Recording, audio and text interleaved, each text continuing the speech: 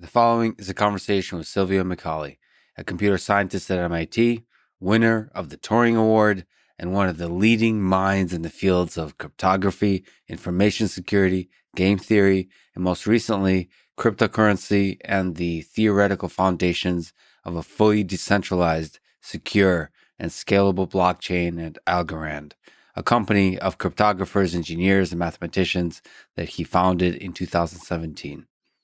Quick mention of our sponsors: Athletic Greens Nutrition Drink, the Information In-Depth Tech Journalism website, Four Sigmatic Mushroom Coffee, and BetterHelp Online Therapy. Click the sponsor links to get a discount and to support this podcast. As a side note, let me say that I will be having many conversations this year on the topic of cryptocurrency. I'm reading and thinking a lot on this topic. I just recently finished reading The Bitcoin Standard, a book I highly recommend. As always, with this podcast, I'm approaching it with an open mind, with compassion, with as little ego as possible, and yes, with love. I hope you go along with me on this journey and don't judge me too harshly on any likely missteps. As usual, I will play devil's advocate. I will, on purpose, sometimes ask simple, even dumb questions, all to try and explore the space of ideas here with as much grace as I can muster. I have no financial interests here. I only have a simple curiosity and a love for knowledge, especially about a set of technologies that may very well transform the fabric of human civilization. If you enjoy this thing, subscribe on YouTube, review it on Apple Podcasts, follow on Spotify, support it on Patreon, or connect with me on Twitter at Lex Friedman. As usual, I'll do a few minutes of ads now. There's timestamps, so you can skip. But if you skip, please do still check out the sponsors. Click the links, buy the stuff, whatever you have to do. It really is the best way to support this podcast. This show is sponsored by Athletic Greens, the all-in-one daily drink to support better health and peak performance. It replaced the multivitamin for me and went far beyond that with 75 vitamins and minerals. It's the first thing I drink every day. It's funny, I had a conversation with Jonathan from MIT, a friend of mine, who I just discovered was an ultramarathon runner. And he talked about one of the mistakes he made is he really didn't ramp up slowly enough. So he had to pay for the cost there. And I made this comment that, life involves taking risks like that, when you're not actually fully prepared, but taking on the task anyway. And sometimes it's worth it. But given that it does seem nutritionally and physically in terms of like muscle, it's worthwhile to have like a base, like a balanced base of health based on which you can do some like epic crazy stuff. So I think it's good to see life as always trying to maintain a healthy base that enables you to, in a somewhat healthy way, take on crazy activities. And, Athletic Greens is on the nutrition side, that's how I see them, is they give me the basic nutritions I need, even if I mess up with the diet, even if I mess up with whatever sleep and whatever crazy stuff I do. Anyway, they also have fish oil, and they're giving you 1 month supply free when you sign up at athleticgreens.com/Lex. That's athleticgreens.com/Lex for the drink and the fish oil. Trust me, it's awesome. They're one of my favorite sponsors. Some of these reads, by the way, might go long, but you have timestamps you can skip. You don't have to listen to this, but I'm trying to do my best. I'm trying to do some interesting stuff that's actually worthwhile listening to. So hopefully it's fun, and I'm trying to improvise more and more and just have fun with this thing. Life is short. I'm going to have fun with everything, even sponsor reads. This show is sponsored by The Information.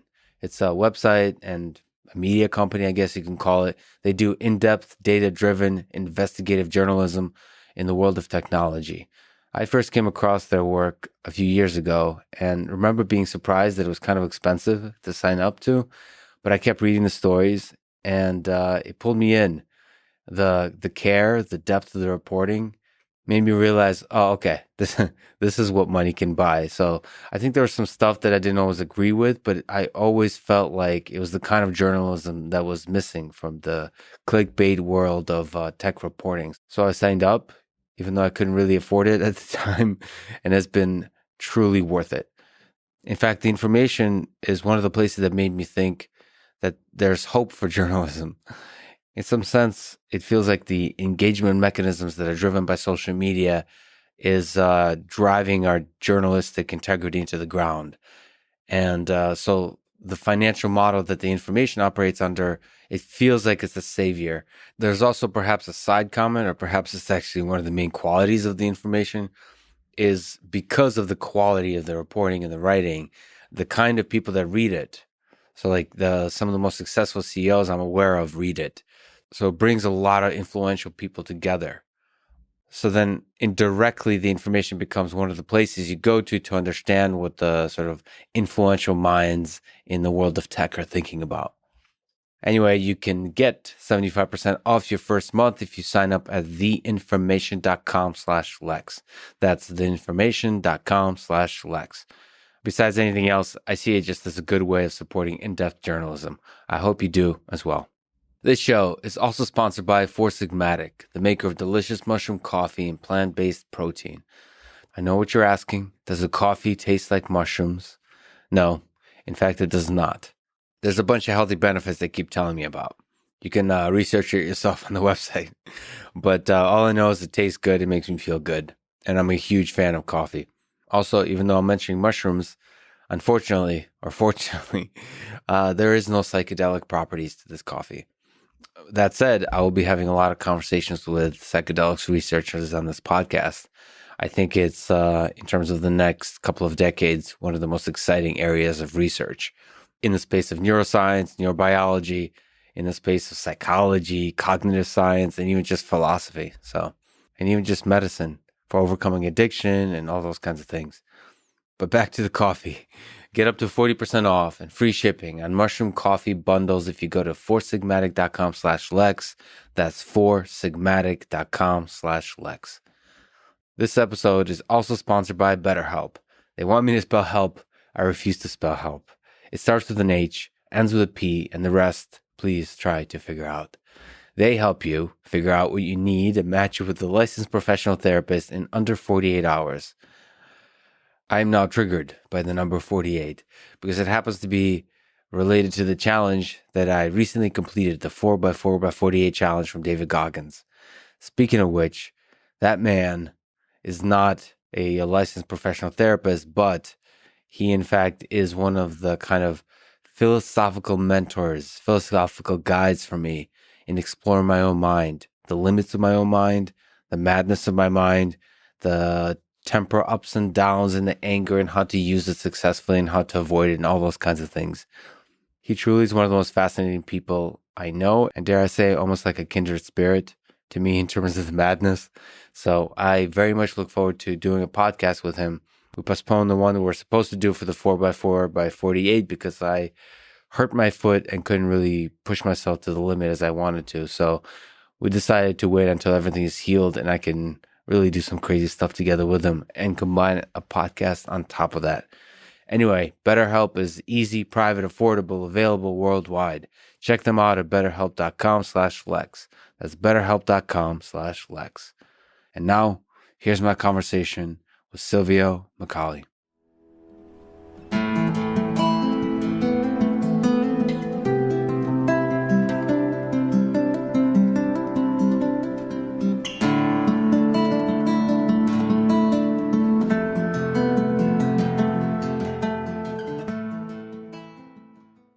Let's start with the big and the basic question. What is a blockchain and why is it interesting? Why is it fascinating? Why is it powerful?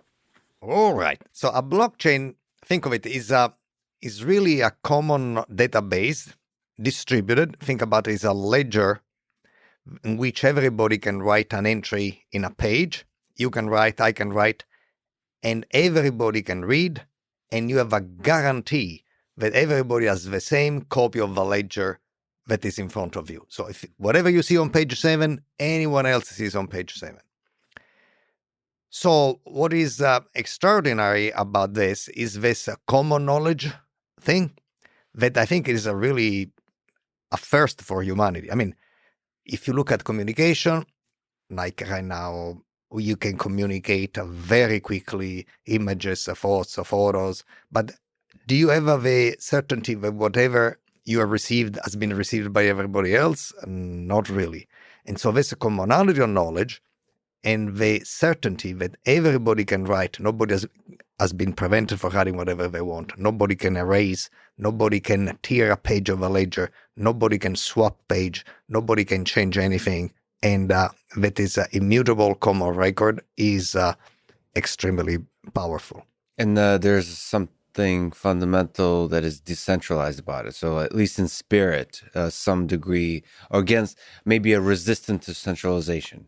Absolutely. If it is not decentralized, how can it be common knowledge? If only one person or a few people have a ledger, you don't have a ledger. You have to ask, what is on page 7, and how do you know that whatever they tell you is on page 7, they tell the same thing to everybody else. And so this commonality is extremely powerful. Just to give you an example, assume that you do an auction, okay? You have worked very hard, you build a building, and now you want to auction it off. Makes sense because you want to auction worldwide. Better yet, you want to tokenize the building and sell it, in parcels. Now, everybody sees the bids. And you know that everybody sees the bids. You and I see the same bids, and so does everybody else.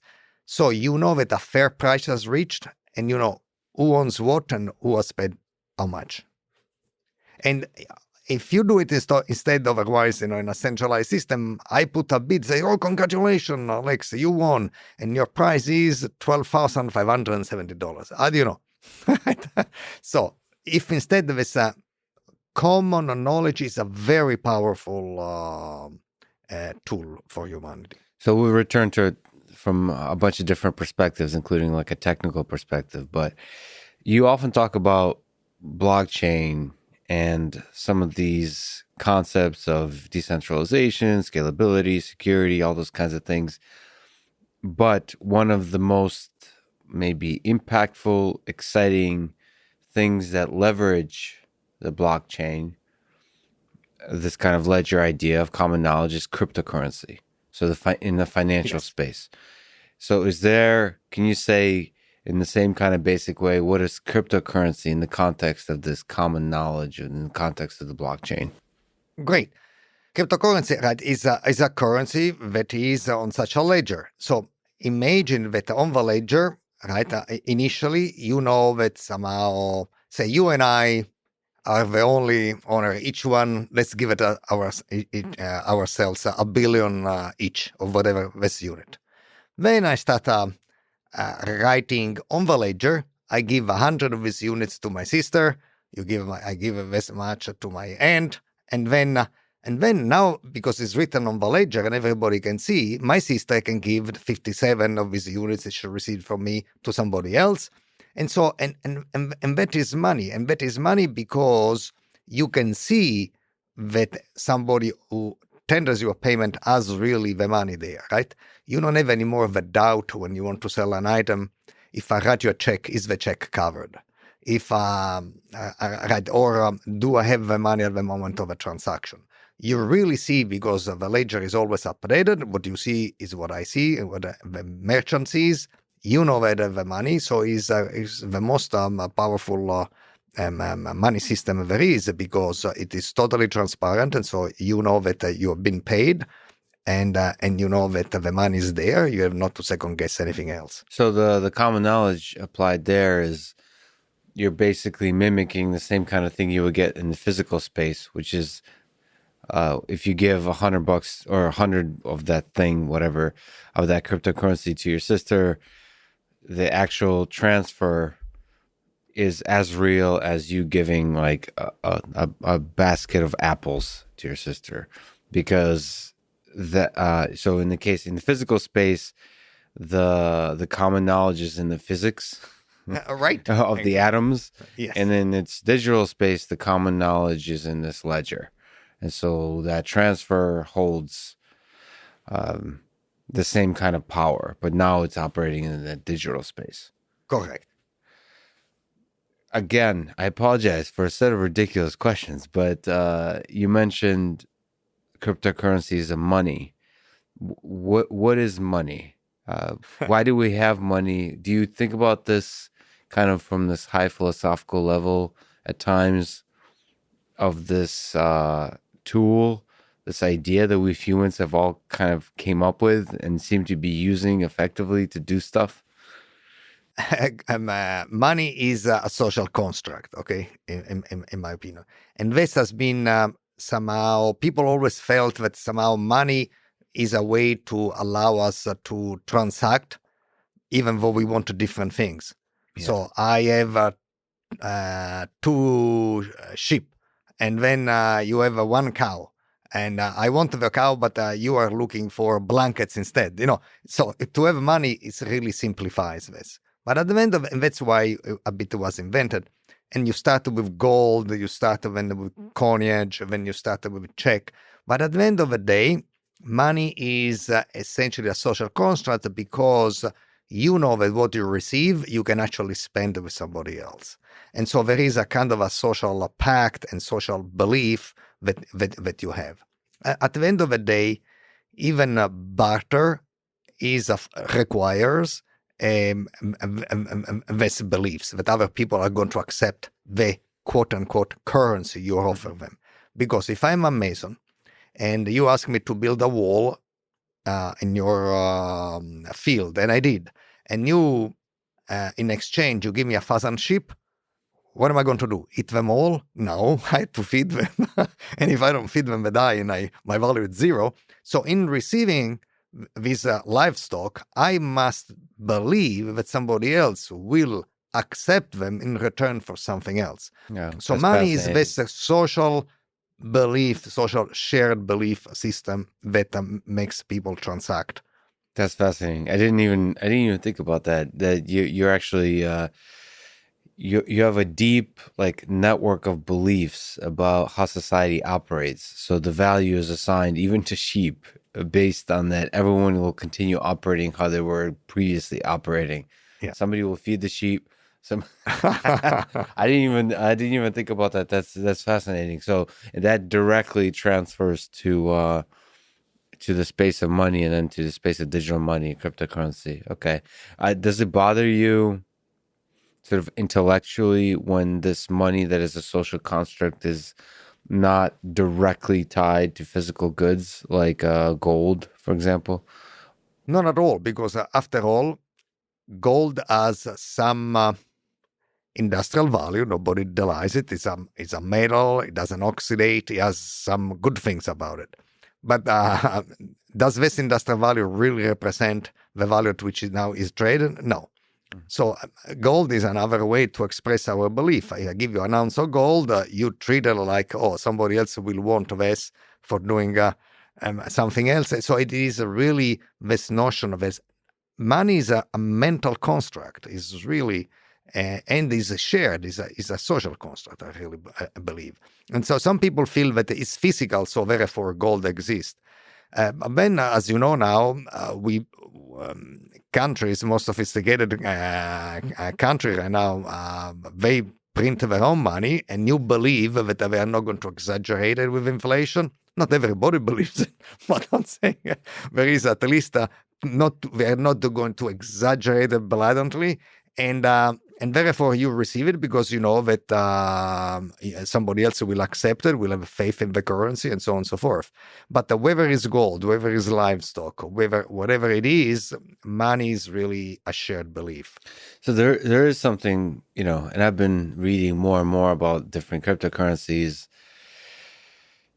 There is a kind of belief that the scarcity of a particular resource, like Bitcoin, has a limited amount, and it's tied to physical, to proof of work. So it's tied to physical reality in terms of how much you can mine effectively, and so on.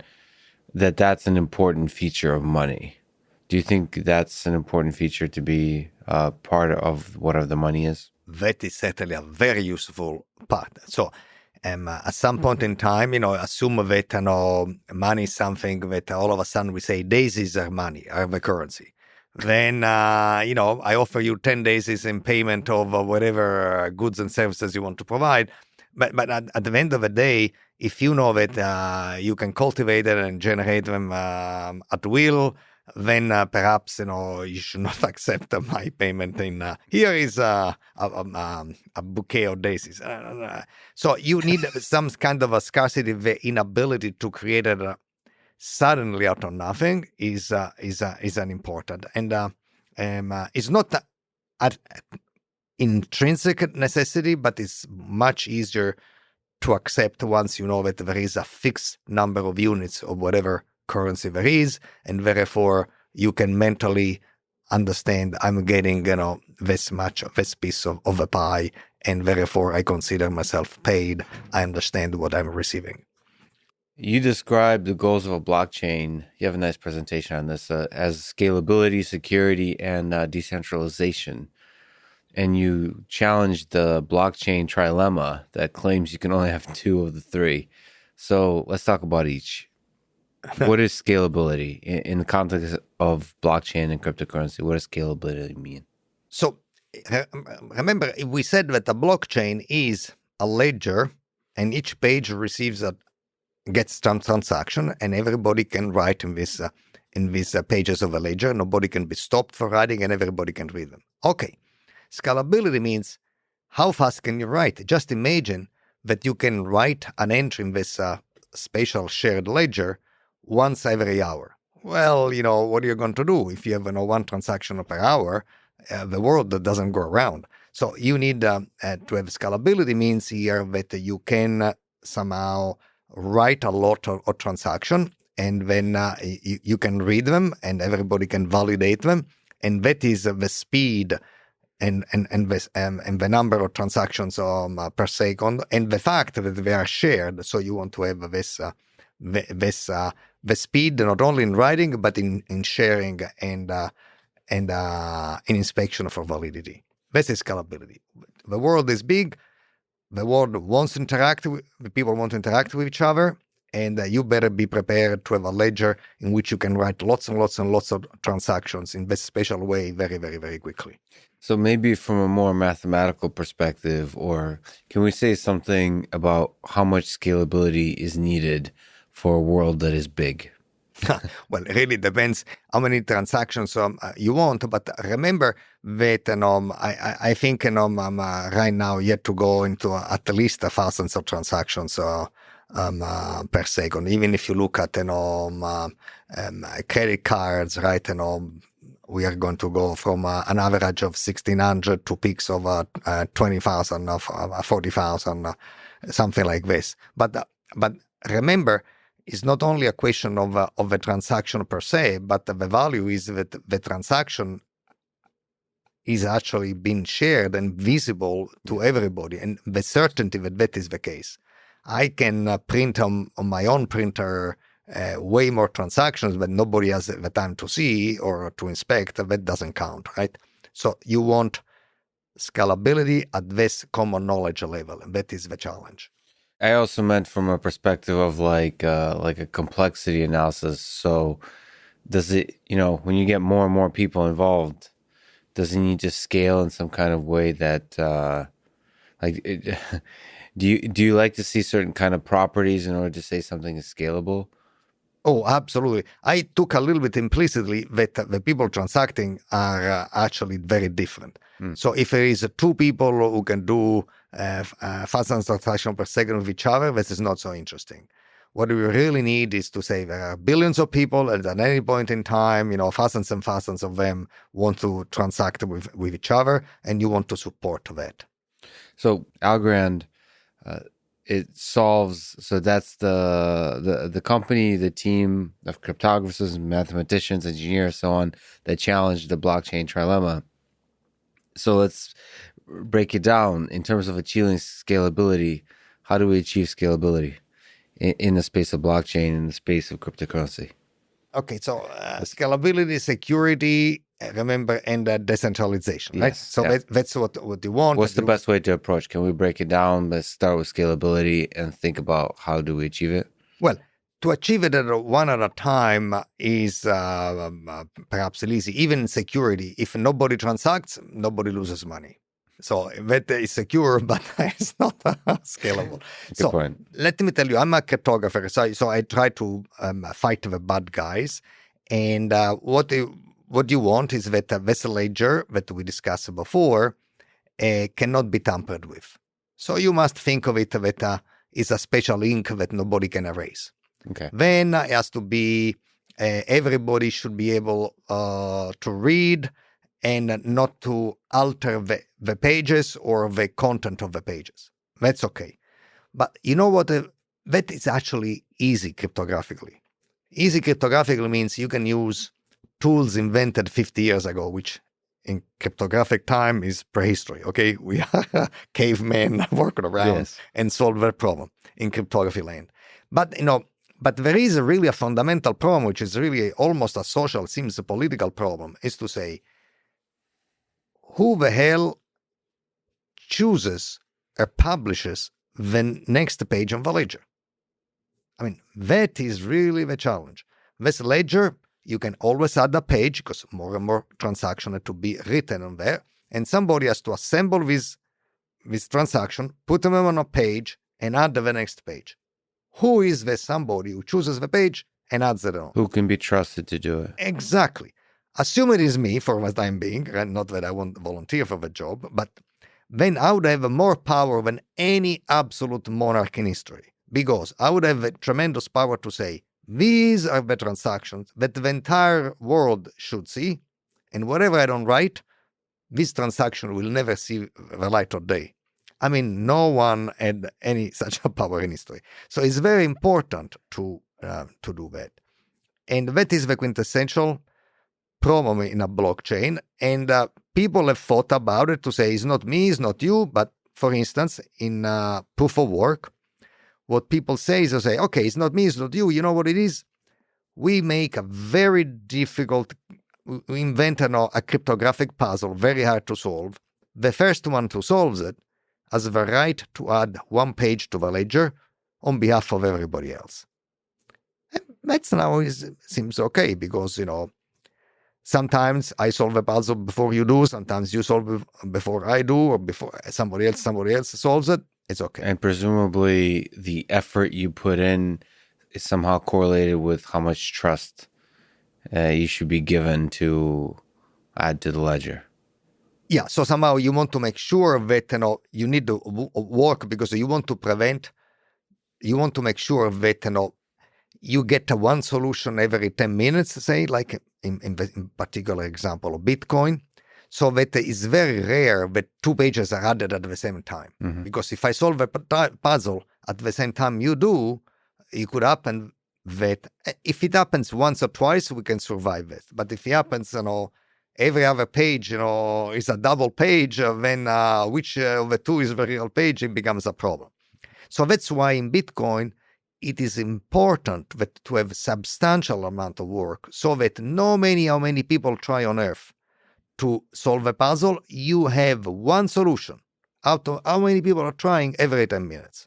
So that you distantiate these pages and you have the time to propagate through the network the solution and the page attached to it. And therefore, there is one page at a time that is added. And they say, well, why don't we do it? We have a solution. Well, first of all, a page every 10 minutes is not fast enough. So it's a question of scalability. And second of all, to ensure that no matter how many people try, you get one page every 10 minutes, one solution to the riddle every 10 minutes. This means that the riddle becomes very, very hard. And to have a chance to solve it within 10 minutes, you must have such an expensive apparatus in terms of specialized computers, not one, not two, but thousands and thousands of them. And they produce tons of heat, okay? They dissipate heat like a maniac. And then you have to refrigerate them too. And so then now you have air conditioning galore to add to the thing. It becomes so expensive that fewer and fewer people can actually compete in order to add to the page. And the problem becomes so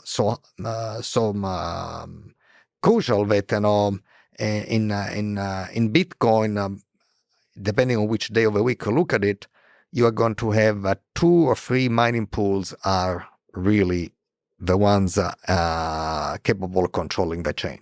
So you're saying that's almost like leads to centralization. Right. It started being decentralized, and but the expenses became higher and higher and higher. When the cost becomes higher and higher, fewer and fewer people can afford them, and then it becomes de facto centralized, right? Yeah.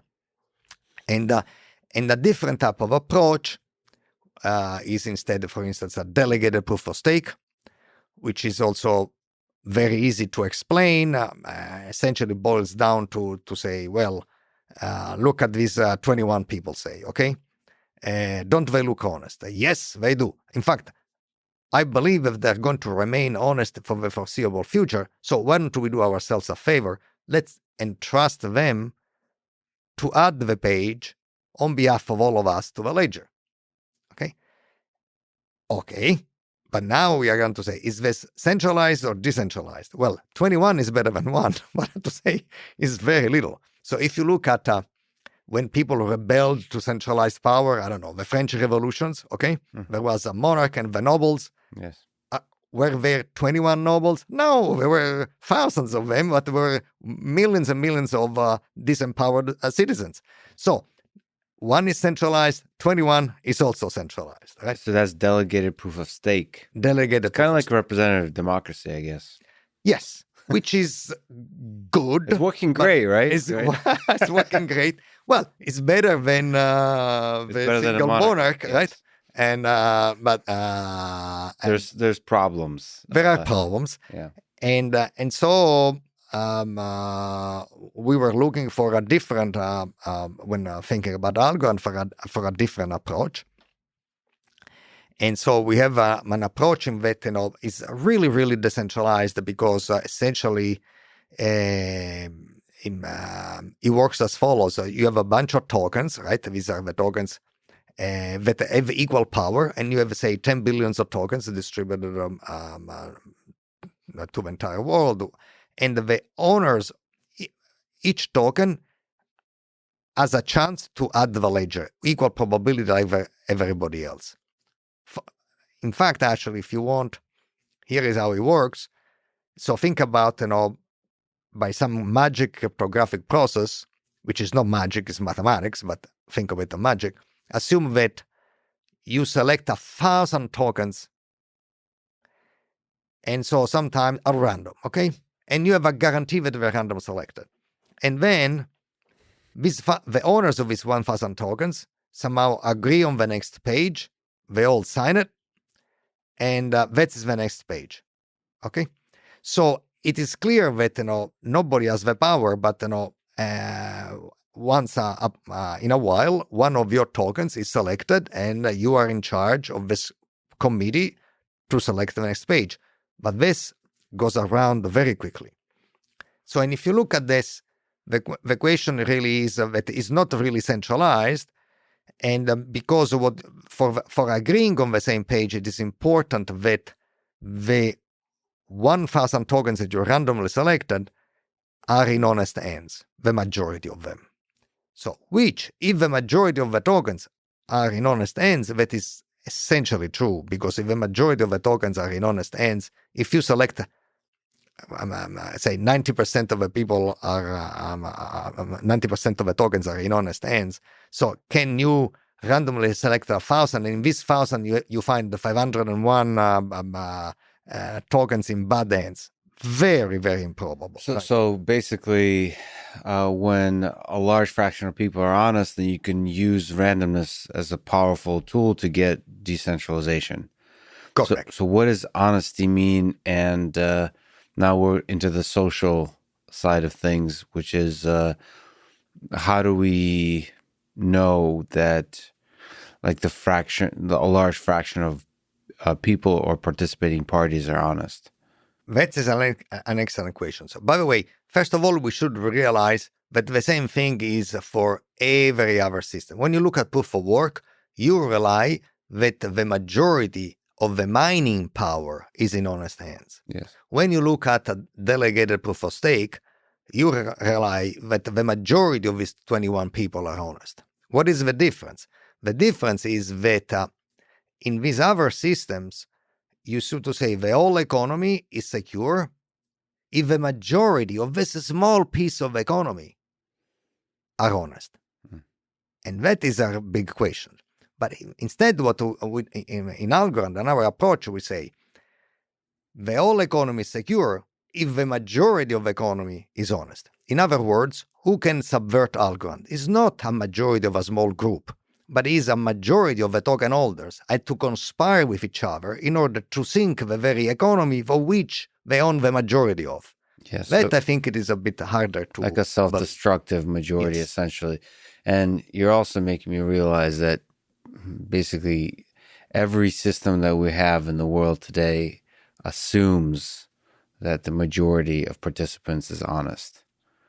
Yes, the only difference is the majority of whom. And in some Right, cases, the majority of a club, and in our case, is the majority of the whole system. The whole system. Okay, so that's fast. So through that kind of random sampling, you can achieve decentralization. You can achieve the scalability, I understand, and then the security that you're referring to. Basically, the security comes from the fact that the sample selected would likely include honest people. So it's very difficult to. So, by the way, the security, as you mentioned, that you're referring to is basically security against dishonesty, right, or manipulation or whatever. Yes. So essentially, then what you're going to do is the following: say, well, Silvio, I understood what you're saying, but somebody has to randomly select these tokens. Then I believe you. So then, who does this random selection? That's a good point. And in Algorand, we do something a little bit unorthodox.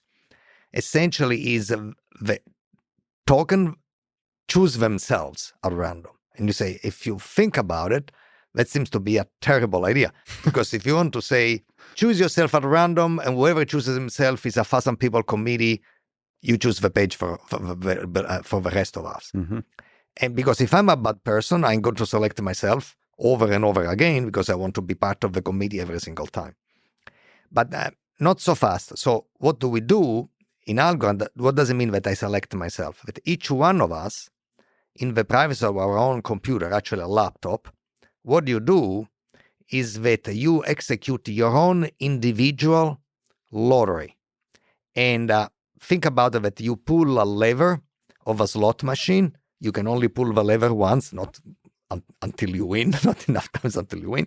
And when you pull the lever, case one, either you win, in such a case you have a winning ticket, or you lose, you don't get any winning ticket. So if you don't have a winning ticket, you can say anything you want about the next page in the ledger, nobody pays attention. But if you have a winning ticket, people say, oh, wow, this is one of the 1,000 winning tickets. We better pay attention to what he or she says. And that's how it works. And the lottery is a cryptographic lottery, which means that even if I am an entire nation, extremely powerful, with incredible computing powers, I don't have the ability to improve even minimally my probability of one of my token winning the lottery. And that's how it happens. So everybody pulls the lever. The 1,000 random winners say, oh, here is my winning ticket, and here is my opinion up or down about the block. These are the ones that count. And if you think about it, while this is distributed, because there is, in the case of Algorand, there is 10 billion tokens, and you select 1,000 of them, more distributed than this, you cannot get. And then why is this, scalable? Because what do you have to do? Okay, you have to do the lottery. How long the lottery takes? It takes actually 1 microsecond. Whether you have 1 token or 2 tokens or 1 billion tokens is always 1 microsecond of computation, which is very fast. We don't hit the planet with a microsecond of computation. And finally, why is this secure? Because even if I were a very evil and very, very powerful individual, I'm so powerful that I can corrupt anybody I want instantaneously in the world. Whom would I want to corrupt? The people in the committee, so that I can choose the page of the ledger. But I do have a problem. I do not know whom I should corrupt. Should I corrupt this lady in Shanghai, this other guy in Paris, because I don't know. The winners are random, so I don't know whom I should corrupt. But once the winner come forward and say, here is my winning ticket, and you propagate your winning ticket across the network, together with your opinion about the block, now I know who they are. For sure, I can corrupt all 1,000 of them given to my incredible powers. But so what? Whatever they said, they already said, and their winning tickets and their opinions are virally propagated across the network. And I do not have the power, no more than the US government or any government has the power, to put back in the bottle a message virally propagated by WikiLeaks. So everything you just described is fascinating, a set of ideas. And, online I've been reading quite a bit and people are really excited about the set of ideas. Nevertheless, it is not the dominating technology today. So Bitcoin, in terms of cryptocurrency, is the most popular cryptocurrency, and then Ethereum and so on. So it's useful to kind of comment. We already talked about proof of work a little bit, but what, in your sense, does Bitcoin get right, and where is it lacking? Okay, so the first thing that Bitcoin got right is to understand that there was the need of a cryptocurrency. And that, in my opinion, trumps they deserve all the success, because they said the time is ripe for this idea. Yes. Because very often it's not enough to be right, yet to be right at the right time. Yes. And somebody got it right there. So hat off to Bitcoin for that. And so what they got right is that it is hard to subvert and change the ledger, to cancel a transaction. It's not impossible, but it is very hard. What they did not get right is somehow that is a great store of value, currency-wise, but money is not only a question that you store it and you put under the mattress. Money wants to be transacted. And the transaction in Bitcoins are very little. So if you want to store value, everybody needs to store value, might as well use a Bitcoin. I mean, it's the planet, but if you don't look at that for a moment, at least it's a great store of value. And everybody needs a store of value. But most of the time, we want to transact, we want to interact. We don't put the money under the mattress, right? So we wanted to, and that, they didn't get it right. That is too slow to transact. Too few transactions. Just the scalability. The scalability issue. Is it possible to build stuff on top of Bitcoin that's fixes the scalability? I mean, this is the thing. You look at, there's a bunch of technologies that kind of hit the right need at the right time, and they have flaws, but we kind of build infrastructures on top of them over time to fix it, as opposed to getting it right from the beginning. Or is it difficult to do?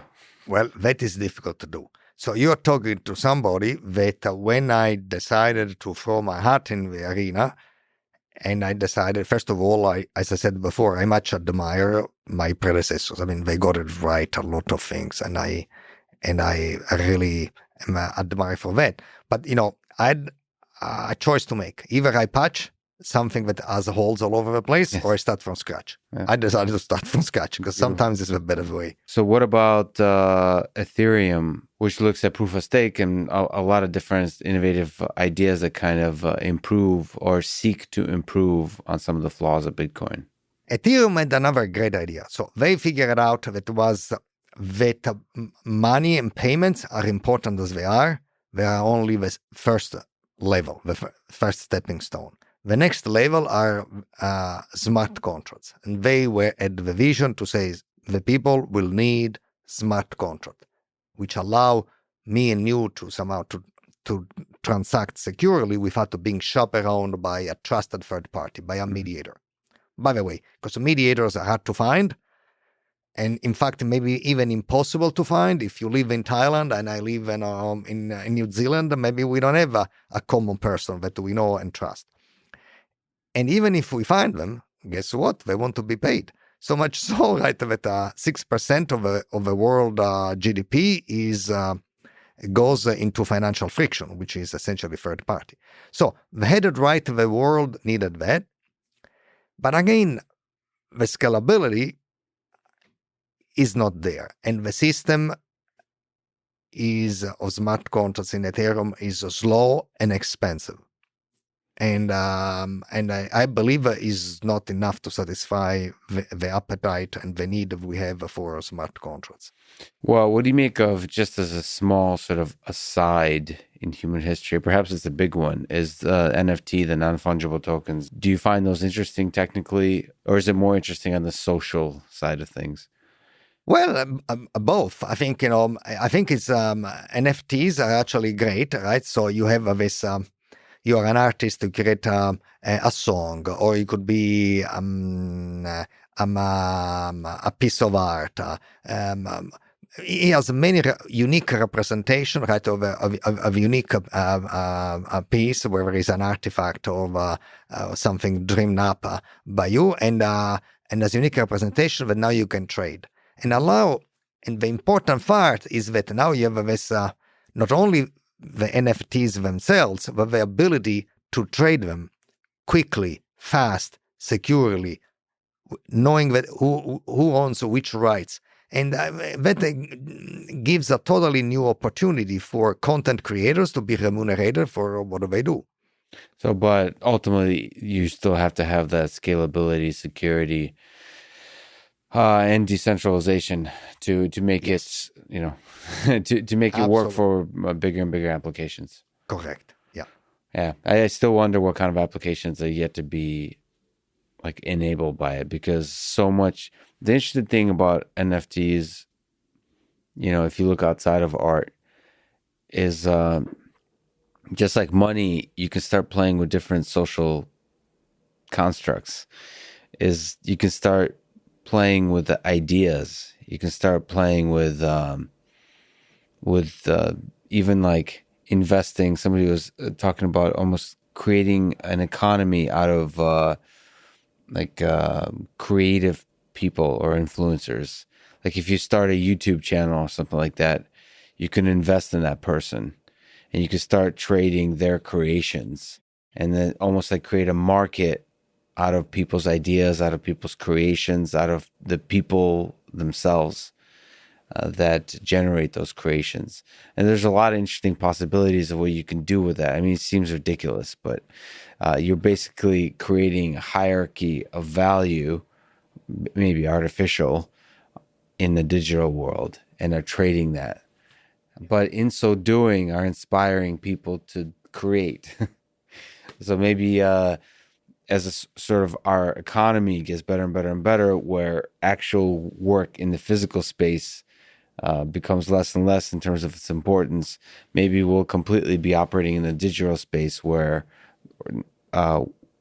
these kinds of economies have more and more power. And then you have to have this kind of blockchains to the scalability, security, and decentralization. And then decentralization is, of course, the tricky one, because people in power start to get nervous. Absolutely.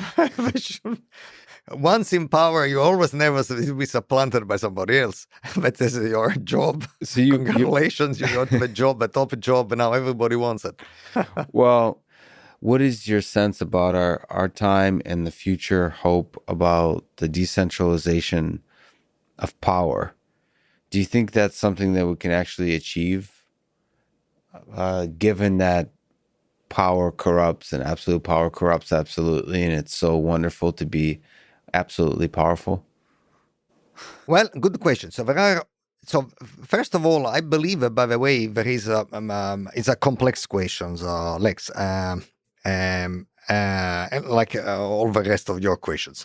I'm so very sorry. It's okay. I am enjoying it. So there are two things. First of all, power has been centralized for a variety of reasons. When you want to get it, it's easier for somebody, even a single person, to grab power. But there is also some kind of a technology, lack thereof, that justified having power. Because in a way, in a society in which even communication, never mind blockchain, which is common knowledge, but even simple unilateral communication is hard, it is much easier to say, you do as I say. because the alternative is, so there is a little bit of a technology barrier. But I think that, and now to get to this common knowledge, that is a totally different story. Now we have finally the technology for doing this. So that is one part. But I really believe that, not by having a distributed system, not only you don't have you have actually much more stable and durable system. Because not only for corruption, but even for things that go astray, and you give it a long enough time by strange version of Murphy's Law, whatever goes wrong, goes wrong. Yeah. and if the power is diffused, you actually are much more stable. If you look at any living, complex living being is distributed.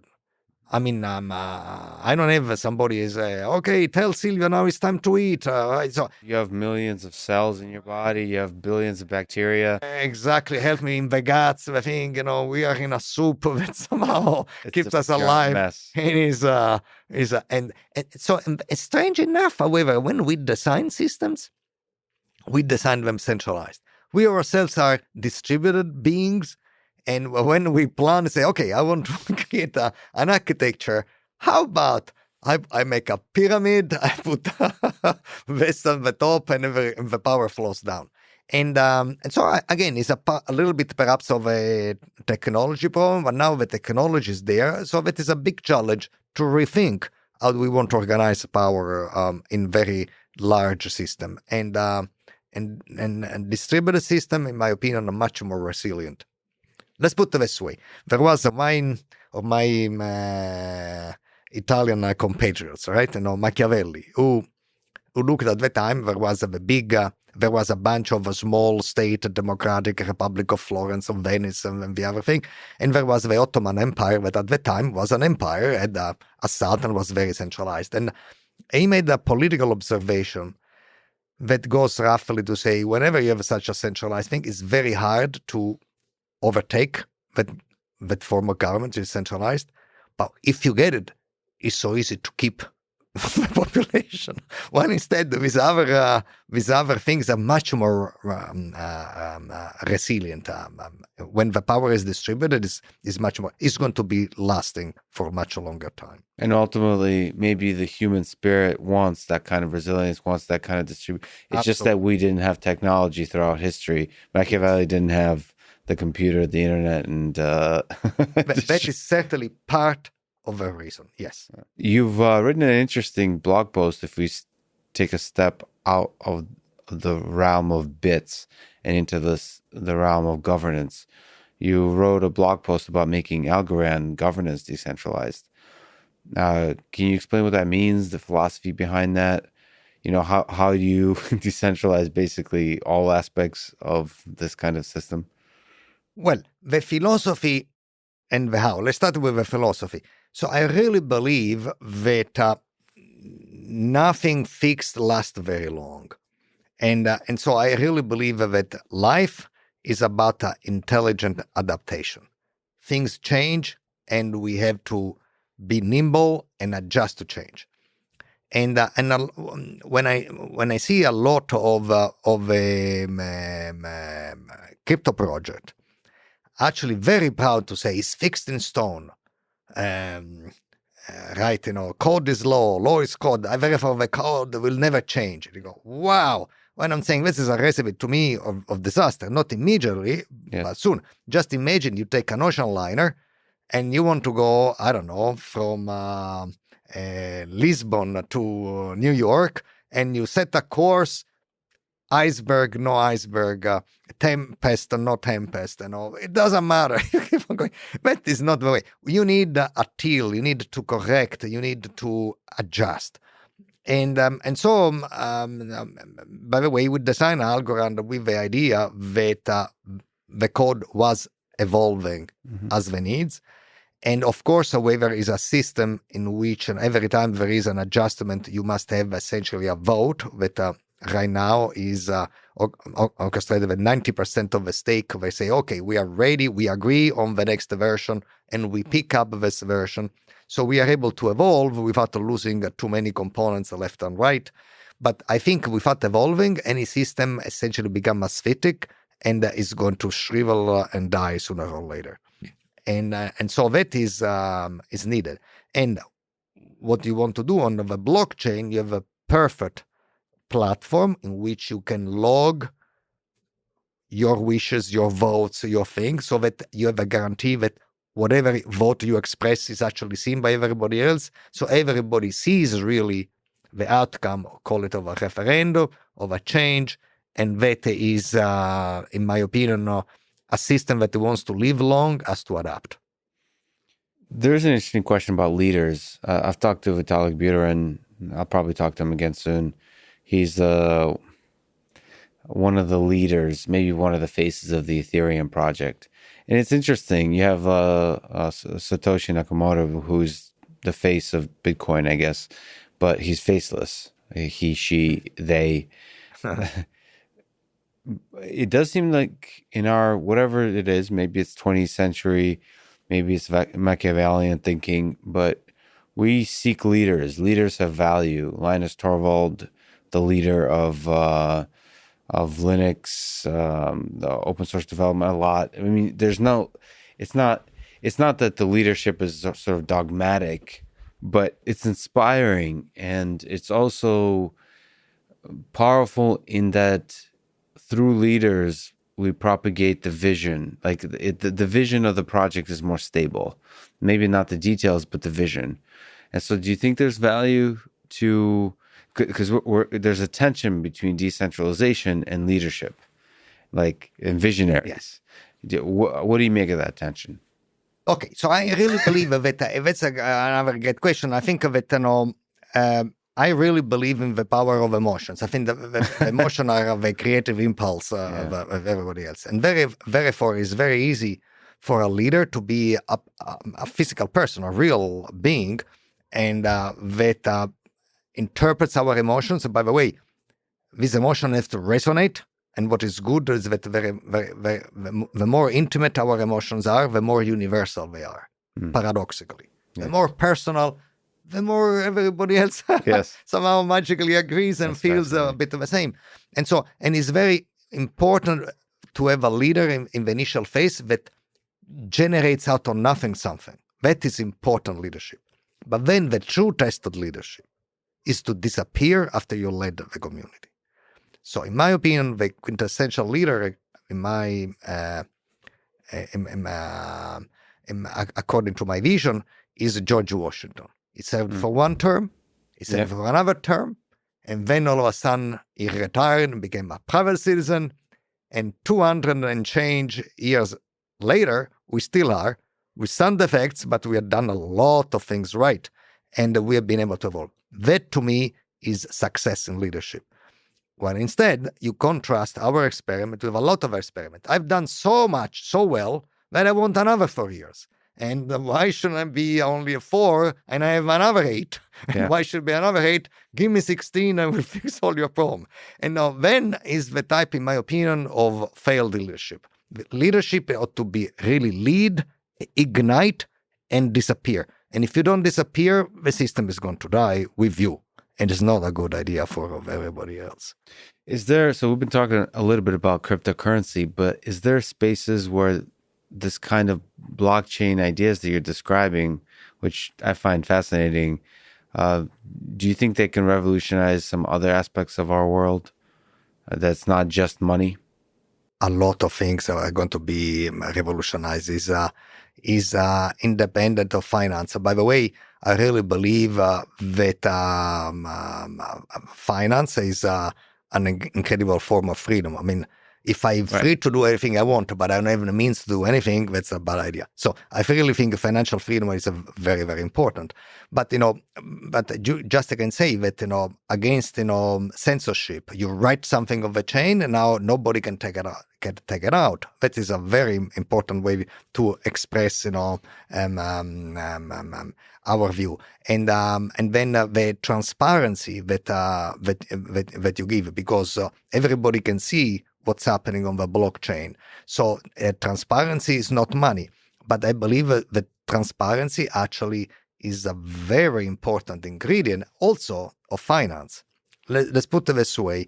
as much as I'm enthusiastic about blockchain and decentralized finance, and we have actually our expression, we're creating this future five, because as much as we want to do, we must agree that the first guarantee of financial growth and prosperity are really the legal system, the courts.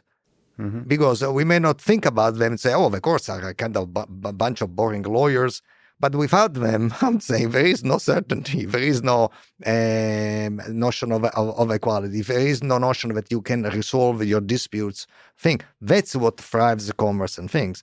And so what I really believe that the blockchain actually makes a lot of this trust essentially automatic by making it impossible to cheat in very way. Mm-hmm. You don't even need to go to court if nobody can change the ledger, right? So it essentially is a way of you cannot solve a legal system reduces to a blockchain, but what I'm saying, a big chunk of it can actually be guaranteed, and there is no reason why technology should be antagonistic to legal scholarship. It could be actually coexisting, and one should start to doing the interest things that technology alone cannot do, and then you go from there.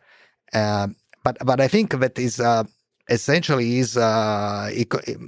blockchain can affect all kinds of our behavior. Yes, in some sense, the transparency, the required transparency ensures honesty, prevents corruption. So there's a lot of systems that could use that, and the legal system is one of them.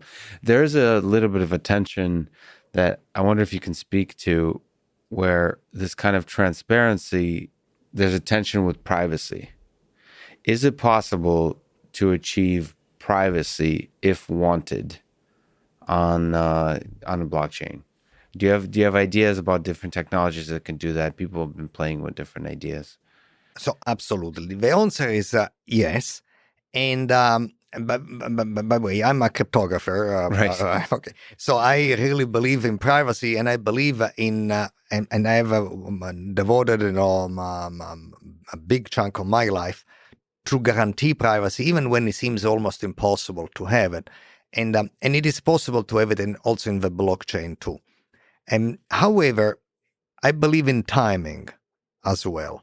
And I believe that the people have the right to understand the system they live in. And right now, people can understand the blockchain to be something that is cannot be altered and is transparent, and that is good enough. And right now, any way to add, and there is a pseudo privacy for the fact that who knows if this public key belongs to me or to you, right? And I can, when I want to change my money from one public key, I split it to other public keys, go and figure out which one is Silvio, or all of them are Silvio, or only one of Silvio. Who knows? So you get some vanilla privacy, not the one I cryptography. And I think it's good enough because, and it's important for now that we absorb this stage. Because the next stage, we must understand the privacy tool rather than taking on faith.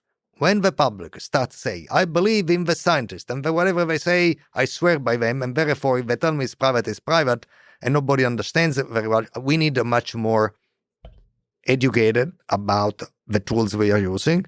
And so I look forward to deploying more and more privacy on the blockchain, but we are not, I will not rush to it until the people understand and are behind whatever we have right now. So you build privacy on top of the power of the blockchain. You have to first understand the power of the blockchain. Yes. So Algorand is like one of the most exciting, technically at least from my perspective, technologies, ideas in this whole space. What's the future of Algorand look like? Is it possible for it to dominate the world? Let's put it this way. I certainly working very hard with a great team to give the best blockchain that one can demand and enjoy. And that said, I really believe that there is going to be, it's not a winner takes them all. So it's going to be a few blockchains, and each one is going to have its own brand, and it's going to be great at something. and sometimes is a scalability, sometimes is your views, sometimes is a thing, and it's important to have a dialogue between these things. And I'm sure, and I'm working very hard to make sure that Algorand is one of them. But I don't believe that is even desirable to have a winner takes all, because we need to express different things, but the important thing is going to have enough interoperability with various systems so that you can transfer your assets where you have the best tool to service them, whatever your needs are at the time. So there's an idea, I don't know, they call themselves Bitcoin maximalists, which is essentially the bet that the philosophy that Bitcoin will eat the world. So you're talking about it's good to have variety.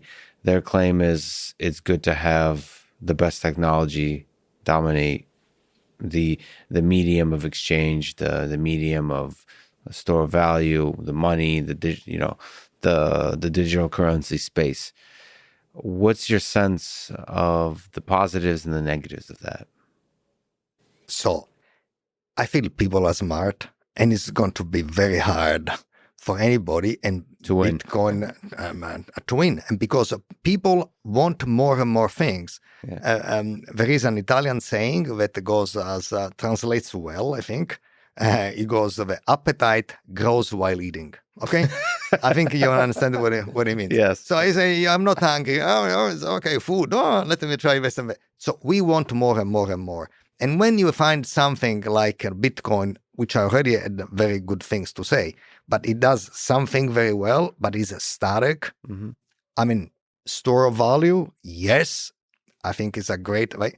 For the rest, it would be a sad world if the world in which we are so anchoring down, so even defensive, that we want to store value and hide it under the mattress. I long for a world in which it is open, people want to transact and interact with each way, and therefore, when you want to store value, perhaps one chain, you want to have to transact, maybe is another. I'm not saying that, one chain cannot be store of value or other thing, but I really believe I believe in the ingenuity of people and in the innovation that is intrinsic to the human nature. We want always different things. So how can it be something invented, whatever it is, decades ago, is going to fulfill the needs of our future generations? I'm not going to fulfill my needs, let alone the one of my kids, or their kids. We are going to have a different world, and things will evolve. So you believe, so you believe that intelligent life is ultimately about adaptability, yes, and evolving. So static loses in the end. Yes. Let me ask first the ridiculous question. Do you have any clue who Satoshi Nakamoto is? Is that even an interesting question? Well, is it like you? Your questions, by the way, are very interesting. So, and I think so I would say, first of all, it's not me. Okay. And I can prove it because, if I were Satoshi Nakamoto, I would have not founded Algorand, because takes totally different principle to approach to the system. But the other thing, who is Satoshi Nakamoto? You know what the right answer is? It's not him or she, her or them. Satoshi Nakamoto is Bitcoin. Because to me, it's such a coherent proof of work that at the end, the creator and the creation identify themselves. So he says, okay, I understand Michelangelo. Okay, he did the Sistine Chapel, fine. He did the St. Peter's Dome, fine. He did the Moses of the Pietra statue, fine. But besides this, who was Michelangelo? That's the wrong question. It's his own work. That is Michelangelo. Yeah. So I think that when you look at the Bitcoin, is a piece of work that has its defects, yes, like anything human, but it was captivated the imaginations of millions of people, has subverted the status quo. And I'm saying, whoever this person or people are, he's living in this piece of work. For me, it is Bitcoin. That's my... The idea of the work is bigger. We forget that sometimes. It's something about our biology wants likes to see a face and attach a face to the idea, when really the idea is the thing we love. The idea is the thing that had impact. The idea is the thing that ultimately we, Steve Jobs or somebody like that, we associate with the Mac, with the iPhone, with just everything he did at Apple. Apple, actually, the company is Steve Jobs. Steve Jobs, the man, is pales in comparison to the creations. Correct, of the man. and the sense of aesthetics that has brought to the daily lives, and very often aesthetic wins in the long end, and these are very elegant design product. And when you say, "Oh, elegance," very few people care about it. Apparently, millions and millions and millions and millions of people do, because we are attracted by beauty, and these are beautifully designed products. And they've, in addition to have the technological aspect of the other thing, and I think yes, that is. Yeah, as Dostoevsky said, beauty will save the world. So I'm with you on that one. Great. It currently seems like cryptocurrency, all these different technologies are gathering a lot of excitement, not just in our discourse, but in their scale of financial impact. A lot of companies are starting to invest in Bitcoin. Do you think that the main method of store of value and exchange of value, basically money, will soon or at some point in the century will become cryptocurrency? Yes. So mind you, as I said, that the notion of cryptocurrency, like any other fundamental human notion, has to evolve. But yes. So I think that he has a lot of momentum behind it. It's not only static, as this programmable money, as I think the smart contracts, smart contracts it allows a peer-to-peer interaction among people who don't even know each other, right? And they don't even therefore cannot even trust each other just because they never saw each other. So I think it's so powerful that is going to do. That said, again, a particular cryptocurrency should develop, and cryptocurrency they will all develop, but the answer is yes, we are going towards a much more unless we have a society a sudden crisis for different reasons, which nobody hopes. There's always an asteroid, there's always something, nuclear war, and all the existential crises that we kind of think about, including artificial intelligence.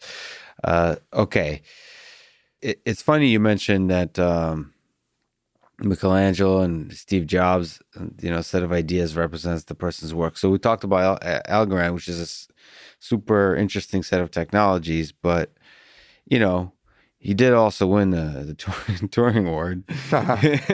You have a bunch of ideas that are seminal ideas. So can we talk about cryptography for a little bit? What is the most beautiful idea in cryptography or computer science or mathematics in general? Asking somebody who has explored the depths of all. Well, there are a few contenders. And either your work or other work. Let's leave my work aside. Yes. But one powerful idea, and is both an old idea in some sense and a very, very modern one, and in my opinion is this idea of a one-way function. So a function that is easy to evaluate. So given x, you can compute f of x easily. But given f of x, it's very hard to go back to x. Okay? Think like breaking a glass, easy. Reconstruct the glass, harder. Frying an egg, easy. From the fried egg to go back to the original egg, harder. If you want to be extreme, killing a living being, unfortunately easy. The other way around, very hard. And so the fact that a notion of a function, which you have a recipe that is in front of your eyes to transform an x into f of x, and then from f of x, even though you see the recipe to transform it, you cannot go back to x, that, in my opinion, is one of the most elegant and momentous notions that there are. And is a computational notion because of the difficulties in a computational sense, and is a mathematical notion because we were talking about function, and is so fruitful because that is actually the foundation of all cryptography. And let me tell you, it's an old notion, because very often in any mythology that we think of, the most powerful gods or goddesses are the ones of X and the opposite of X, the gods of love and death. And when you take opposites, they don't just, erase one another, you create something way more powerful. And this one-way function is extremely powerful because essentially becomes something that is easy for the good guys and hard for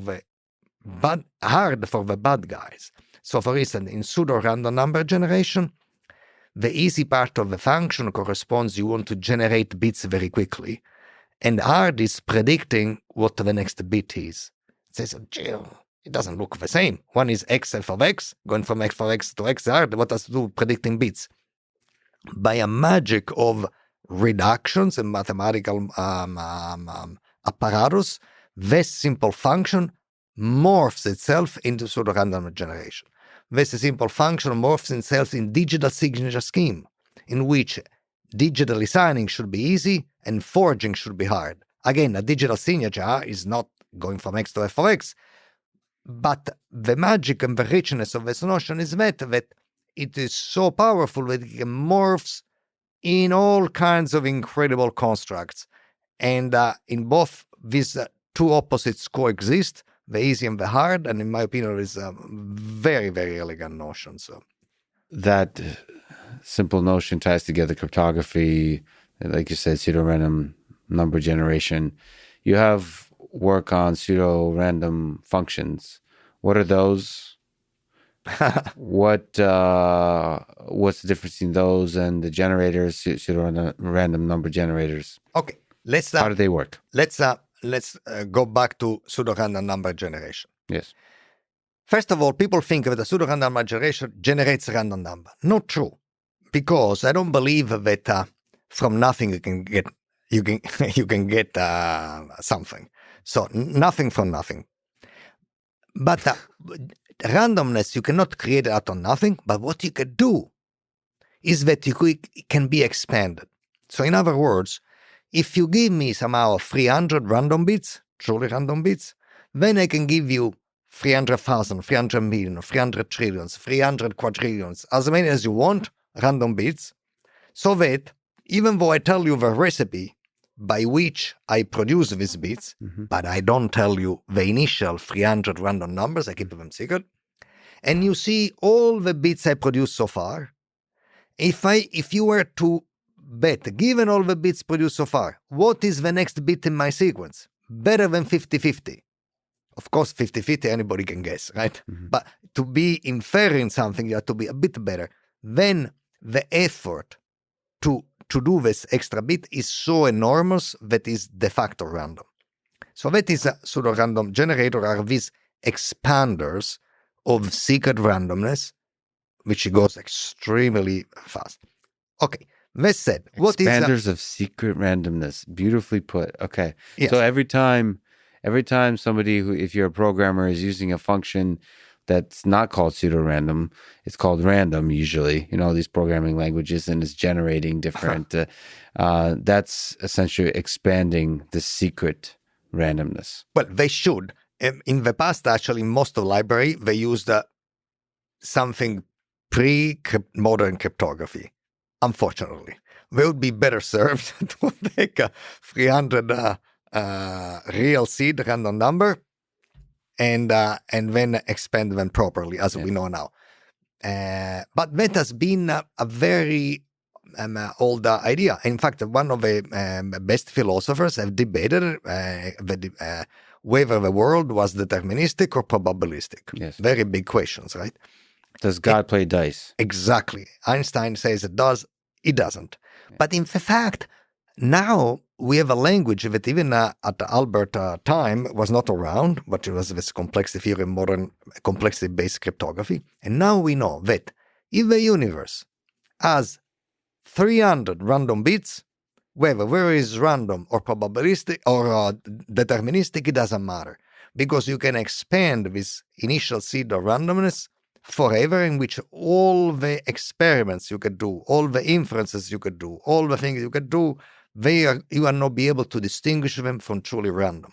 So if you are not able to distinguish truly random from this super duper pseudo randomness, are they really different things? So I would say, so I mean, to become really philosophical. So for things to be different, but I don't have in my lifetime, in the lifetime of the universe, any method to set them aside, well, I should be intellectually honest, say, well, pseudo-random in this special function is as good as random. Do you think true randomness is possible? And what does that mean? So I practically speaking, exactly as you said, if you're being honest, the pseudo-randomness approaches true randomness pretty quickly. But is it maybe this is a philosophical question. Is there such a thing as true randomness? Well, the answer is actually maybe, but if there exists, most probably is expensive to get.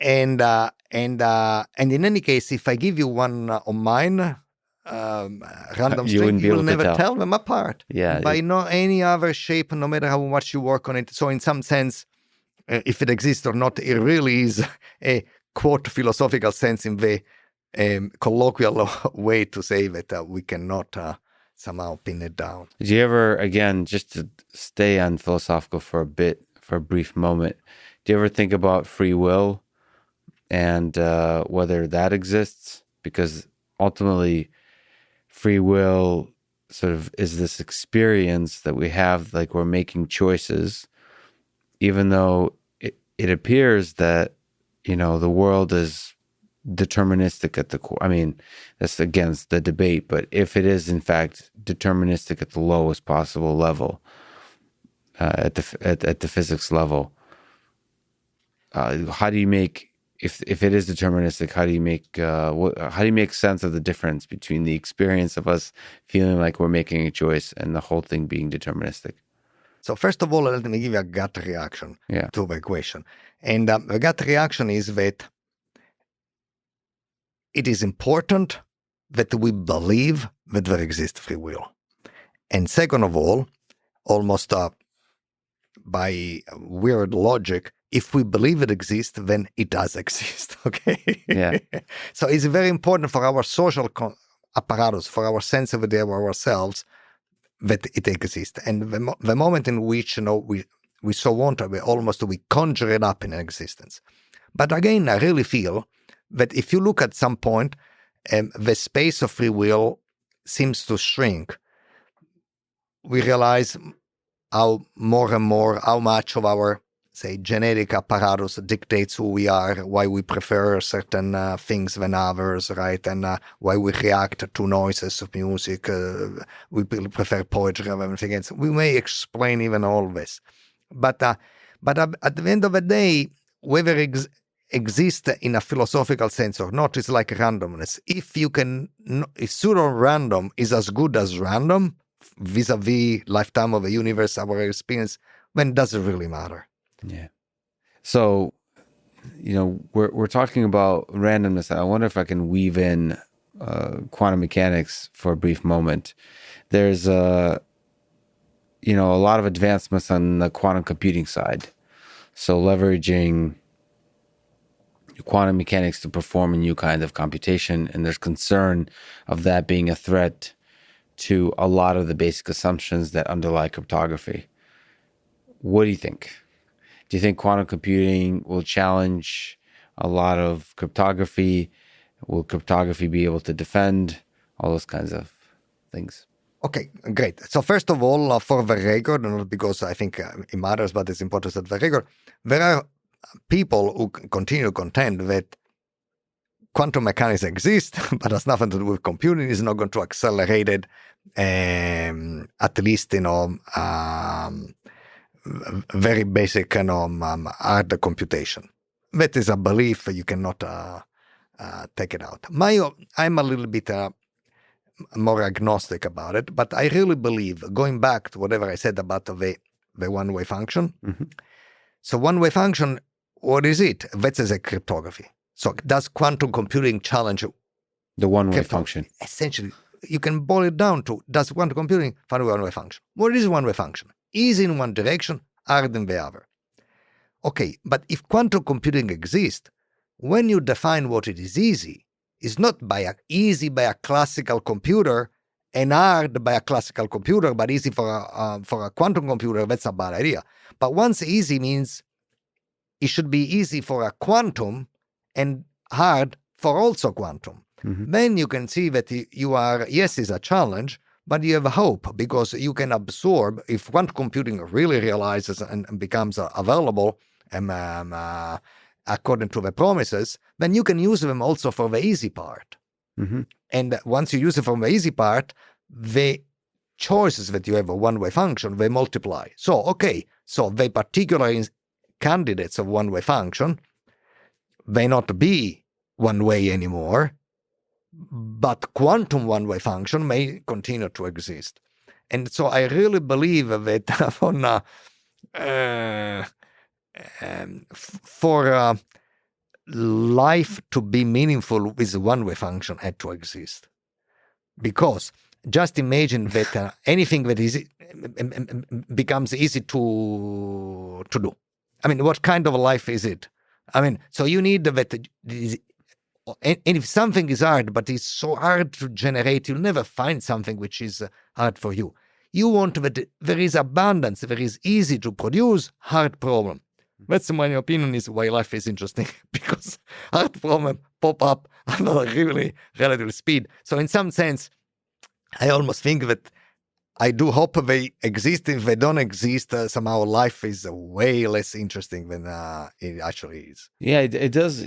That's funny. It does seem like the one-way function is fundamental to all of life, which is the emergence of the complexity that we see around us seem to require the one-way function.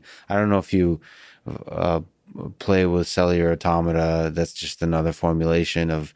I know, but it's a very simple. It's yes. Almost a very simple illustration of starting out with simple rules and one way, being able to generate incredible amounts of complexity. But then you ask the question, can I reverse that? And it's just surprising how difficult it is to reverse that. It's surprising, even in constrained situations, it's very difficult to prove anything. That it almost, the sad thing about it, well, I don't know if it's sad, but it seems like we don't even have the mathematical tools to reverse engineer stuff. I don't know if they exist or not. But in the space of cellular automata, when you start with something simple and you create something incredibly complex, can you take a small picture of that complex and reverse engineer? That's kind of what we're doing as scientists. You're seeing the result of the complexity, and you're trying to come up with some universal law that generate all of this. What is the theory of everything? What are the basic physics laws that generate this whole thing? And there's a hope that you should be able to do that, but it's difficult. Yeah, but there is also some poetry of the fact that it's difficult, right? Because it gives us some mystery to life, without which it's not so fun. Right, life will be less fun. Can we talk about interactive proofs a little bit and zero knowledge proofs? What are those? Okay, how do they work? So interactive proof actually is a modern realization and conceptualization of something that we knew was true. That is easy to go to lecture. In fact, that's my motivation. We invented schools to go to lecture. We don't say, I have a Minister of Education, I publish this book, you read it. Yeah. And this is book for this year, this book for this year. We spend a lot of our treasury in educating our kids. And in person, educating, go to class, interact with the teacher on the blackboard and chalk on my time. Now we can have, whiteboard, and presumably you're going to have actually with magic pens and a display instead. But the idea is that interactively you can convey truth much more efficiently. And we knew this psychologically. It's better to hear an explanation than just to belabor some paper, right? Same thing. So interactive proofs is a way to do the following. Rather than doing in some complicated, very long papers and possibly infinitely long proofs, exponentially long proofs, you say the following. If this theorem is true, there is a game that is associated to the theorem. And if the theorem is true, this game, I have a winning strategy that I can win half of the time, no matter what you do. Okay, so then you say, well, is the theorem true? You believe me. Why should I believe you? So, okay, let's play. So, and if I prove that I have a strategy and I win the first time and I win the second time, then I lose a third time, but I win, more than half of the time, or I win, say, all the time if the theorem is true, and at most half of the time if the theorem is false, you statistically get convinced. You can verify this quickly, and therefore is much when the game typically is extremely fast. So you generate a miniature game in which if the theorem is true, I win all the time. If the theorem is false, I can win at most half of the time. And if I win, you can deduce either the theorem is true, which most probably is the case, so to speak, or I've been very, very unlucky, because it's like if I had 100 coin tosses and I got 100 heads. Very improbable, right?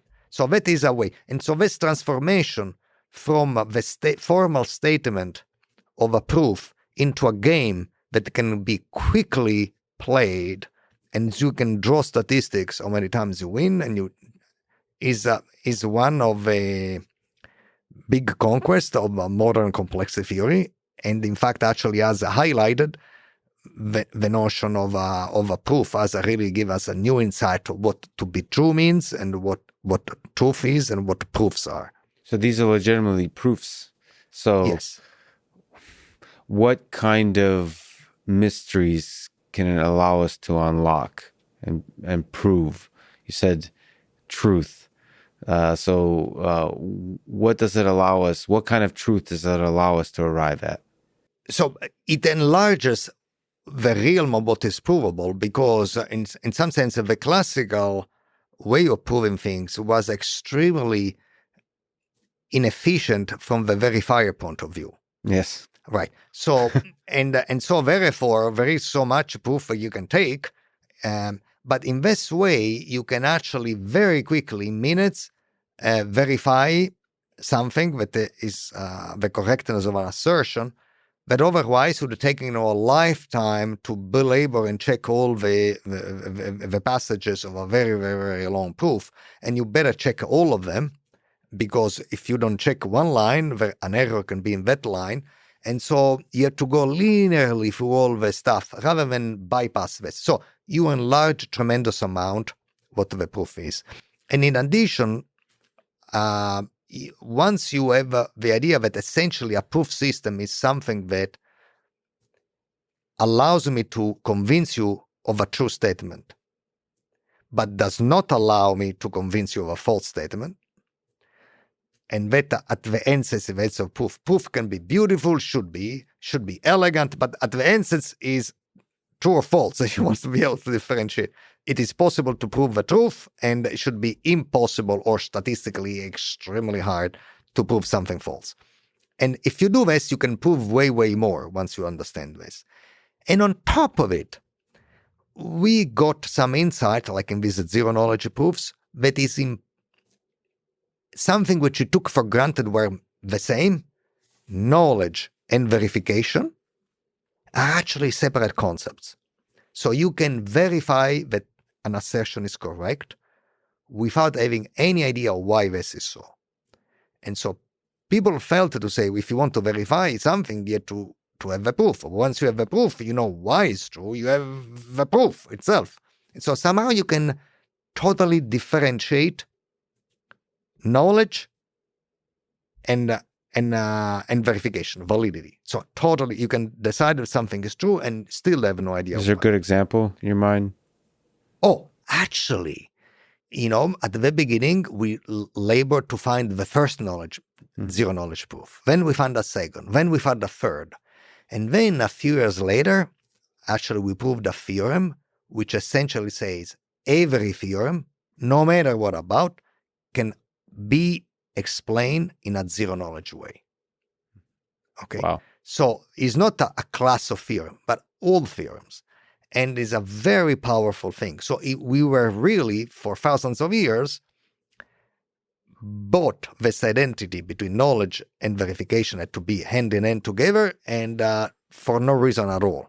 I mean, we had to develop a waiver technology. As you know, I'm very big on technology because it makes us more human and make us understand more things than before. And I think that's a good thing. So this interactive proof process, there's power in games. Yes. And you've gotten into, I'm not sure, you can correct me, mechanism design. Yeah. First of all, maybe you can explain what mechanism design is and the fascinating space of playing with games and designing games.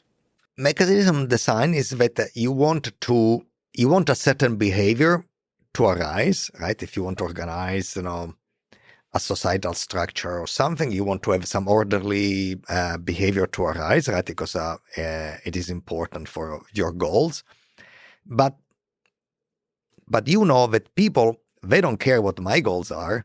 They care about maximizing their utility. So, put it crassly, making money. The more money, the better, so to speak. Right? I'm exaggerating. But self-interest in whatever. Self-interest. In whatever way that. So what you want to do is, ideally, what you want to do is to design a game so that while people play it so to maximize their self-interest, they achieve the social goal and behavior that I want. That is really the best type of thing.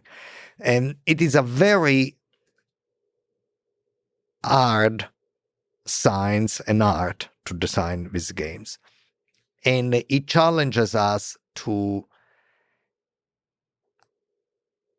actually come up with a solution concept for a way to analyzing the games that need to be broader.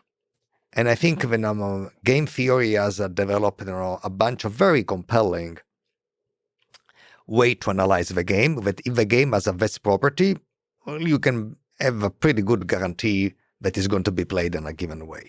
Mm-hmm. But as it turns out, and not surprisingly, these tools have a range of action like anything else. All these so-called technically solution concept, the way to analyze the game, like dominant strategy equilibrium, if something comes to mind, would be very meaningful, but has a limited power. In some sense, the games that can be admit such a way to be analyzed. There's a very specific kind of games, and the rules are set, the constraints are set, the utilities are all set. Yes. So you can say if you want to reason, if there is a way, say, that you can analyze a restricted class of games this way. But most games, don't fall into this restricted class. Then what do? When you need to enlarge a way what a rational player can do. So, for instance, in my opinion, at least in some of I played with this for a few years, and I was doing some exoteric things. I'm sure in the space that were not exactly mainstream. And then I changed my interest, and now I do blockchain. But what I'm saying, for a while I was doing. So, for instance, to me, is a way in which I design the game, and you don't have the best move for you. Mm-hmm. The best move is the move that is best for you, no matter what the other players are doing. Sometimes a game doesn't have that. Okay, it's too much to ask. But I can design the game such that, given the option in front of you, say, "Oh, these are really stupid for me. Take them aside." But these are not stupid. So if you design the game so that in any combination on non-stupid things that the player can do, I achieve what I want, I'm done. Yeah. I don't care to find the very unique equilibrium. I don't give a damn. I want to say, well, as long as you don't do stupid things and nobody else does stupid things, good social things outcome arise, I should be equally happy. And so I really believe that this type of analysis is possible and has a bigger radius, so it reaches more games, more classes of games, and after that we have to enlarge it again, and it's going to be, we are going to have fun because human behavior can be conceptualized in many ways, and it's a long game. Do you have? It's a long game. Do you have favorite games that you're looking at now? I mean, I suppose your work with blockchain and Algorand is a kind of game that you basically mechanism design the game such that it's scalable, secure, and decentralized, right?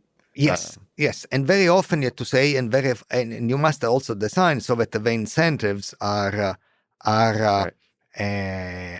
And tell you the truth, whatever little I learned from my venture in mechanism design is that incentives are very hard to design because people are very complex creatures. And so somehow the way we design Algorand is a totally different way, essentially with no incentives, essentially. But technically speaking, there is a notion that is actually believable, right? So that to say, people want to maximize their utility. Yes, up to a point. Let me tell you. Assume that if you are honest, you make $100. But if you are dishonest, no matter how dishonest you are, you can only make $100 and 1 cent. What are you going to be? I'm saying, you know what?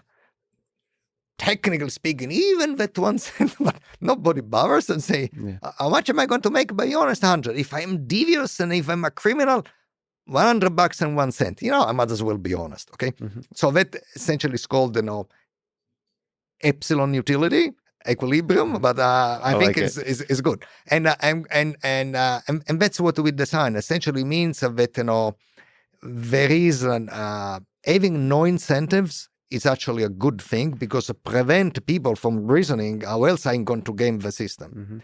But why can we achieve in Algorand to have no incentives and in Bitcoin instead yet to pay the miners because they do a tremendous amount of work? Because if you have to do a lot of work, then you demand to be paid accordingly.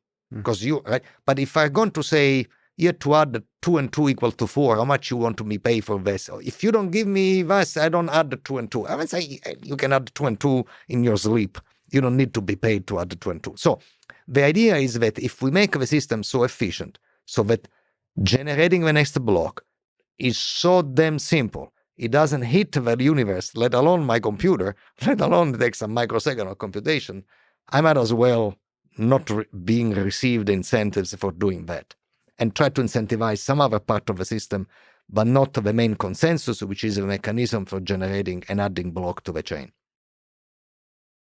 Since you're Sicilian, I also heard rumors that you are a connoisseur of food.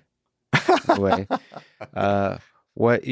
If I said today is the last day you get to be alive, I'm Russian. You shouldn't have trusted me. You never know with a Russian whether you're going to make it out or not. Well, if you had one last meal, you can travel somewhere in the world. Yes. Either you make it or somebody else makes it. What's that going to look like?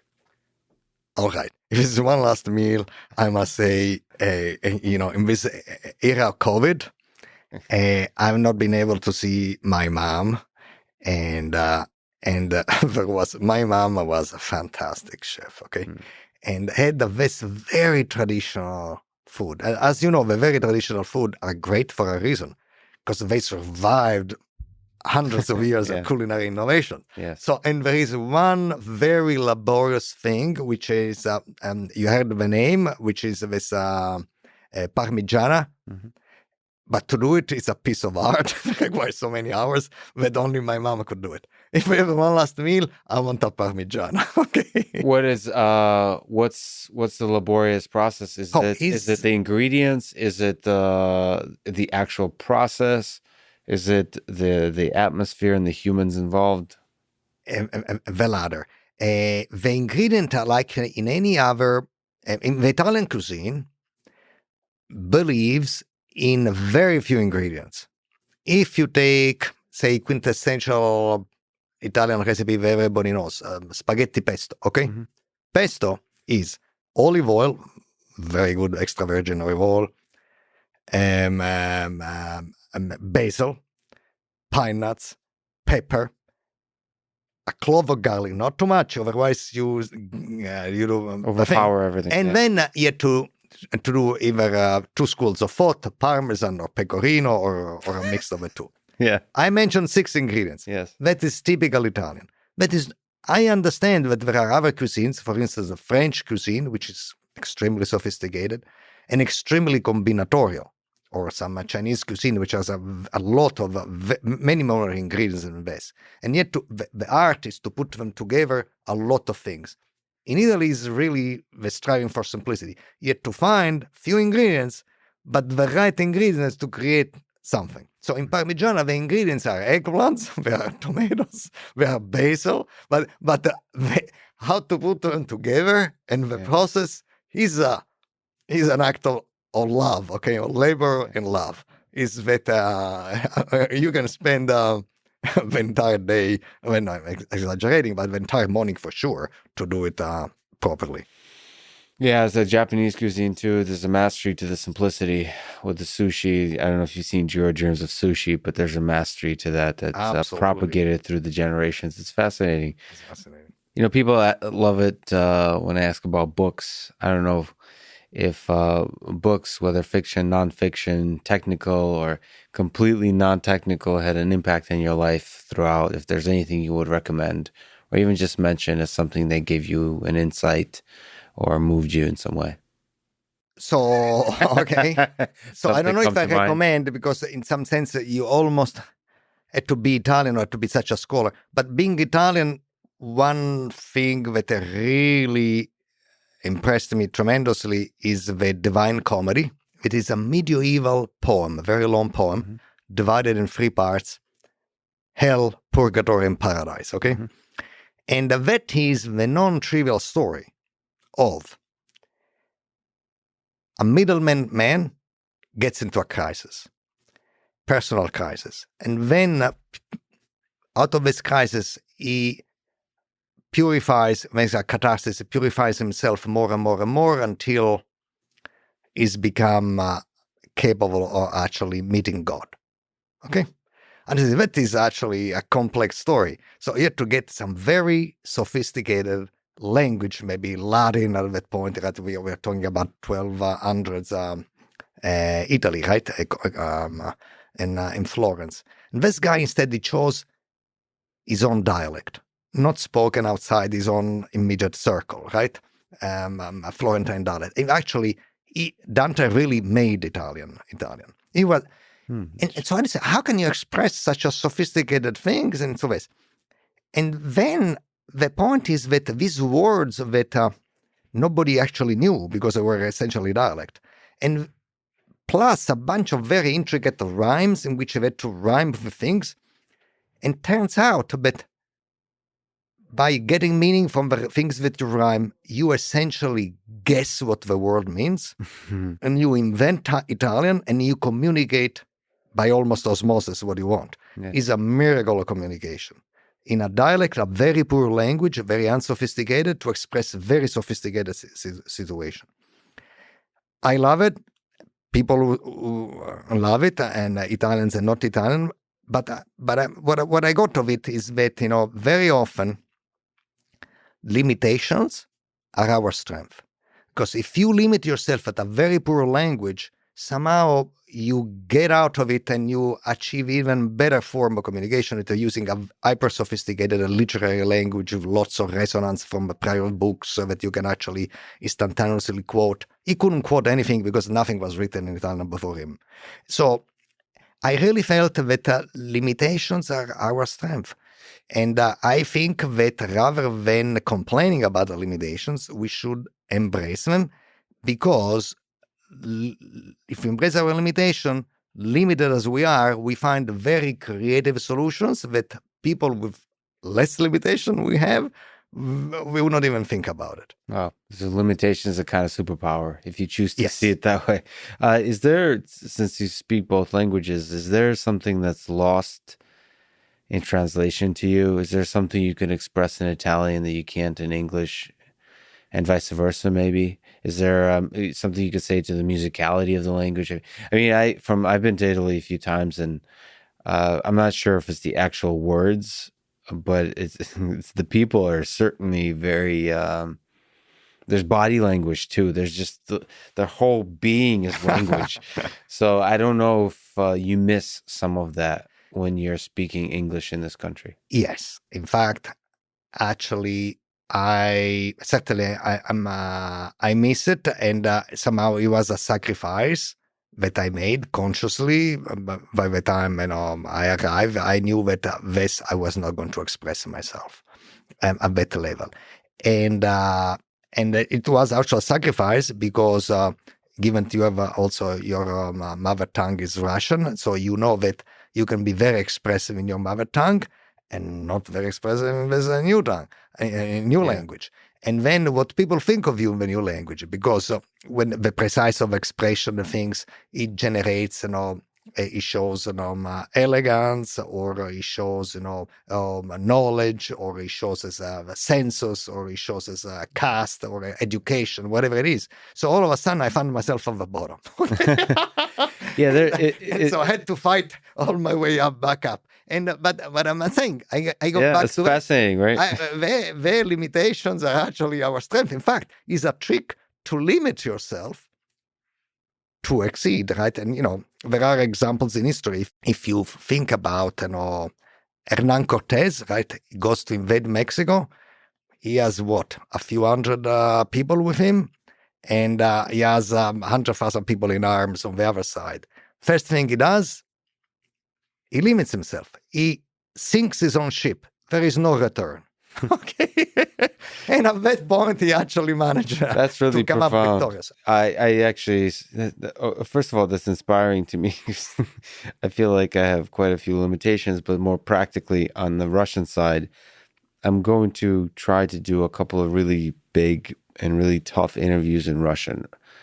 Once COVID lifts a little bit, I'm traveling to Russia, and I'll keep your advice in mind that the limitations is a kind of superpower. We should use it to our advantage, because you do feel less like you're not able to convey your wisdom in the Russian language. Because I moved here when I was 13.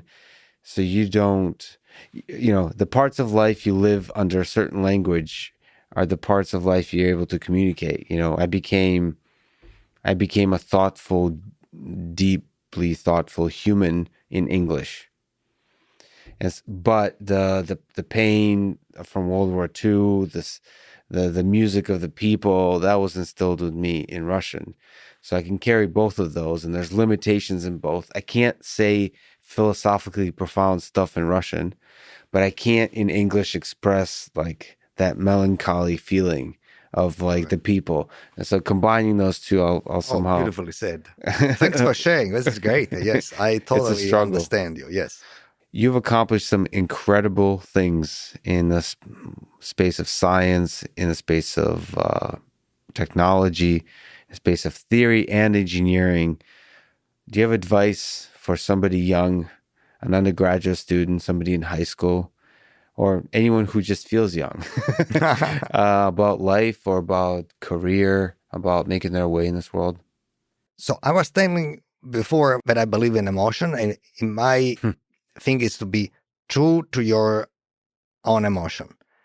And that I think that if you do that, you're doing well, because it's a life well spent, and you are going never tire, because you want to solve all these emotional knots that have always intrigued you from the beginning. And I really believe that, to live meaningfully, creatively, and you have to live your emotional life.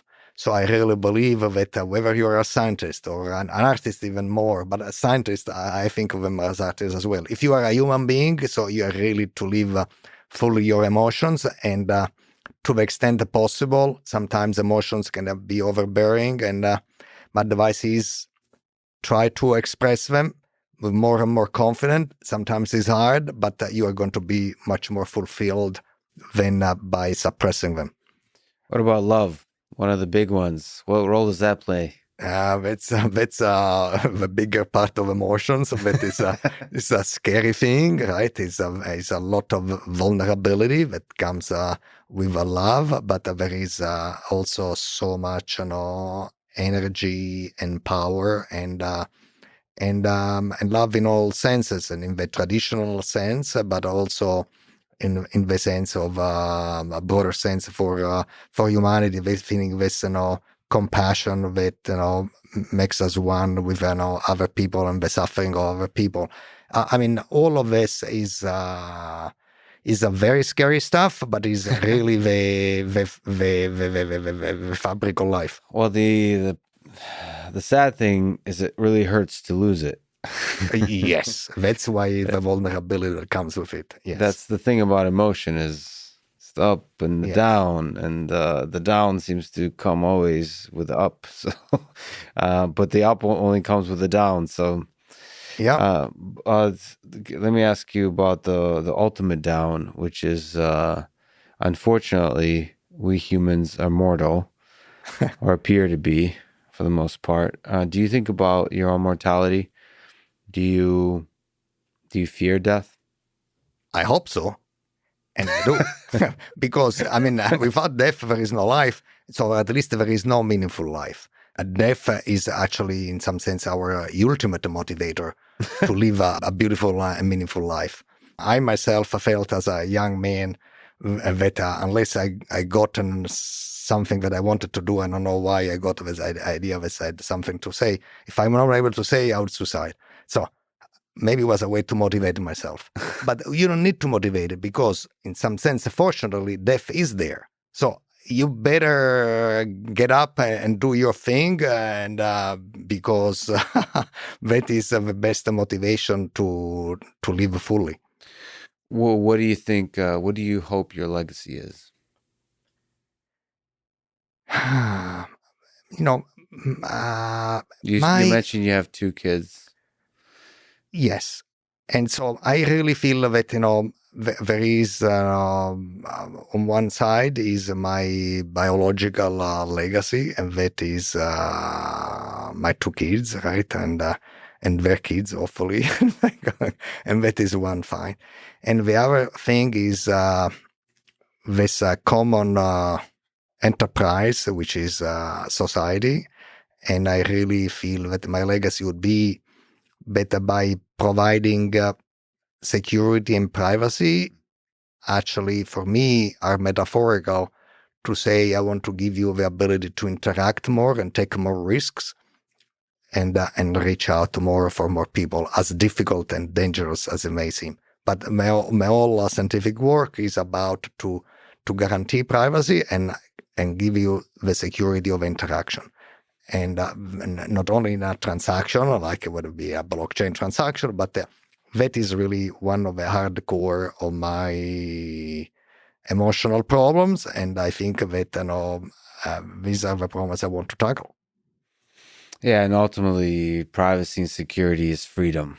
And yes.